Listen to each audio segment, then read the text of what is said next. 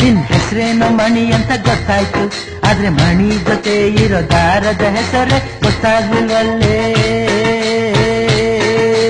ಮಣಿ ಜೊತೆ ದಾರ ಇರಲ್ಲ, ದಾರದಲ್ಲಿ ಮಣಿ ಇರುತ್ತೆ ಅಂತ ಹೇಳಿ ಮಣಿ. ಗೊತ್ತಾಯ್ತು ಗೊತ್ತಾಯ್ತು, ಆದ್ರೆ ದಾರಕ್ಕೂ ಹೆಸರು ಬೇಕಲ್ಲ, ಒಸಿ ಉದಾರವಾಗಿ ಹೇಳಿದ್ರೆ ಆಗಲ್ವಾ? ಹೆಣ್ಣು ಮಕ್ಕಳನ್ನ ಗಾಡಿ ಕೂರಿಸ್ಕೊಂಡು ಹಿಂಗೆಲ್ಲ ಆಡಬಾರ್ದು ಅಂತ ಒಸಿ ಹೇಳಿ ಮಣಿ. ಏನೋ ಹೆಸರು ಕೇಳಿದರೆ ಕೆಸರಲ್ಲಿ ಬಿದ್ದವ್ರ ತರ ಆಡಬಾರದು ಅಂತ ಹೇಳೆ ಮಣಿ. ನನ್ನ